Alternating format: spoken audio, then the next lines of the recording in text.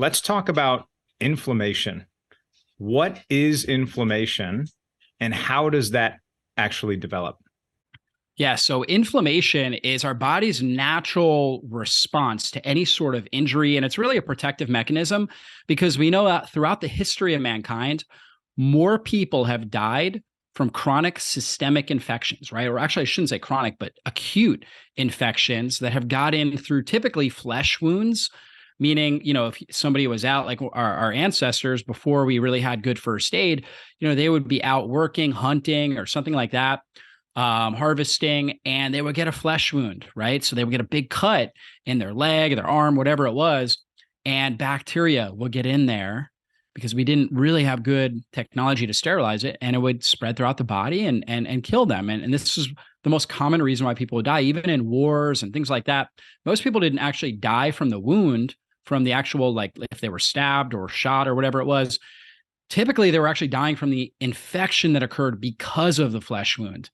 And so our body is hardwired for survival. And so because we were, there's all these different bacteria and microorganisms, their job is to break down decaying matter. And that's what they do when they get inside of our system. Our body has to have a defense against that. And so we created this immune response we call inflammation. And inflammation's job is to prevent against these infectious microbes from getting in and just going crazy, going wild and culturing all over and getting into our vital organs like our brain and causing meningitis, our lungs and causing pneumonia, and helping stop them in their tracks and allow us to survive that insult and then go on, recover, heal, and really be able to function the way that we're supposed to, so we can reproduce, so we can, live the best life possible. Now, the issue in our society is we're not getting so many flesh wounds. However, our gut itself, our intestinal lining, is only, particularly in our small intestine, our large intestine is a little bit thicker, but in our small intestine, it's this tube that's only one cell wall. So when we think about our skin, we've got I think it's somewhere around 7 to 12 layers, depending on what part of your skin you're looking at, that protects the outside environment. So microbes, different, environmental compounds like pollen, things like that, from getting into our body, into our bloodstream through our skin. Whereas in our small intestine, where we get a vast amount of nutrient absorption, we only have a one cell wall lining. And that's because our ancestors faced more times where food was scarce than when food was plenty. If our ancestors had tons of food all the time, we probably would have 5, 6, 7 layers, kind of like our skin, in our small intestine, because nutrient absorption wouldn't be as important as preventing against endotoxins or bacterial toxins from getting into the bloodstream. So we would have prioritized that. But because we face so many times of food scarcity, and obviously we need nutrients in order to create new cells, in order to heal, in order to run all of our physiological processes to survive, it's only one cell. The benefit there is we get easy nutrient absorption, as long as we're breaking down the food compounds into small enough molecules to seep in there, and usable molecules for our cells. However, the downside is it's very easy for environmental toxins as well as bacteria and bacterial toxins, the outer cell walls of different bacteria or fungus or parasites, to get into our bloodstream, where they drive up inflammation. When our bloodstream, or when our body senses that we have higher amounts of microbes, whether it's, live bacteria, live fungus, live parasites, or fragments of them, we call those endotoxins, or, in a sense, poop from these microbes, which again, we label into this category of endotoxins. When that's elevated, when it goes beyond a certain threshold in our bloodstream, our body starts to panic. It says, oh my gosh, we could be at risk of dying from an acute infection, dying quickly, dying tonight from this infection. So we need to drive up defenses. We need to get our military ready. I know you were a Marine, right? It's like, hey, now we're activating the National Guard here, right? We need all defenses on guard, and we drive up this inflammatory process. And the goal there is to get whatever the pathogen that we're facing under control, so we can survive. The issue is as long as we're eating and we've got this kind of tear in our gut, we call this leaky gut or intestinal permeability, we got this damage in our gut, we're constantly pouring out more and more of these endotoxins, bacterial debris, undigested food particles into the bloodstream, and we're constantly turning up inflammation. And then we get into this state of chronic systemic inflammation. And over time, that wears down all the different tissues and organ systems in our body and creates major problems. And so leaky gut is a major factor. There are other components too, having too much fat tissue, for example. Fat tissue itself, particularly a type of fat called visceral fat, releases, this is the type of fat that actually surrounds our organs, not the type of fat that kind of provides more cushioning and thermal support, right? So we have that's kind of right under our skin. We call it subcutaneous fat. The visceral fat's what surrounds our organs. This is the really unhealthy fat that actually releases inflammatory compounds, cytokines. So we're actually pouring out more inflammatory producing molecules when we have this extra fat. Of course, trauma or any sort of injuries that we have, our body says, okay, if there's trauma, more than likely we may be at risk here for some sort of pathogen getting in. So we need to drive up this inflammatory process. In fact, there's basically there are compounds that are released whenever a tissue is damaged that trigger an inflammatory process. And again, that's the body saying, okay, we need to break down and repair this, but also we want to make sure that this region, which is now more susceptible to infection because it's damaged, we need to make sure that no infection gets in and further causes further damage to this particular region of our body. And how is somebody going to know that they actually have inflammation taking place in their body right now? What are the signs, the symptoms, and then are there blood tests or other types of tests that we can objectively look at and say, okay, inflammation is present, we need to address it?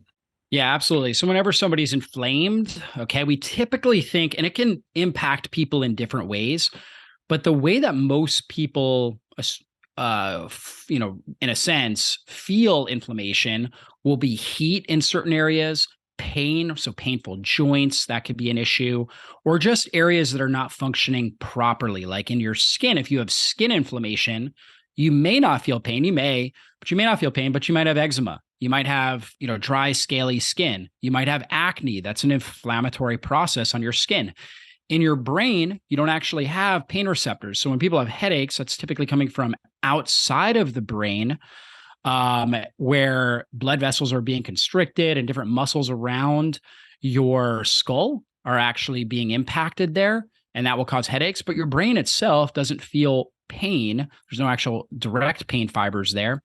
And so you might have brain fog. You might have mood disorders like depression, anxiety, sluggish cognitive processes, poor memory.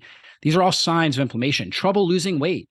That can be a classic sign of inflammation. Having to clear your throat a lot, believe it or not. So if you eat, particularly if you notice like, hey, I'm eating, every time I eat peanuts, in fact, I had this when I was in graduate school, I would eat peanut butter and I would have to clear my throat and I would feel fatigued all the time. And that was my body actually creating an inflammatory response, creating more mucus in my throat. Part of that could be because I had silent reflux where I didn't actually notice acid reflux, but the acid was actually jumping up into my esophagus and my body was responding by creating more mucus in and around the throat. And I had to clear my throat all the time. I would feel extremely fatigued. Fatigue is a common sign of inflammation. Again, you're not noticing pain. However, your cells are not producing the energy. Your mitochondria are not producing the energy they need. In fact, they go into a state where they become more hyper-inflammatory and pro-oxidative, where they actually themselves, the mitochondria, are supposed to produce energy and they're supposed to buffer oxidative stress. And so when our body's very inflamed, they signal a danger sign and they actually create more oxidation in order to protect themselves from whatever the inflammatory insult is. And they reduce their energy creating capacity. We call this kind of a hypometabolic state where they stop producing energy the way they should. So we feel fatigued. We feel like we've got, again, sluggish brain function. We oftentimes will have trouble losing weight.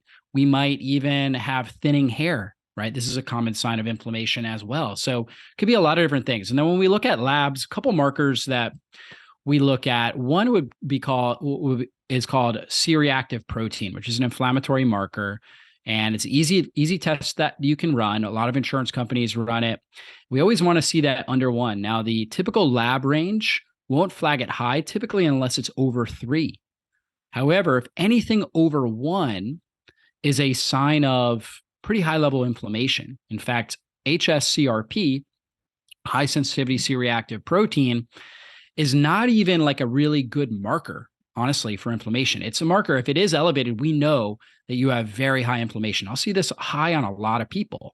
And we know that anything over 2, actually, especially if that stays elevated for a period of time, dramatically increases your risk of heart disease, cancer, neurodegenerative conditions, osteoporosis, which I know obviously you're an expert in, different autoimmune conditions, diabetes.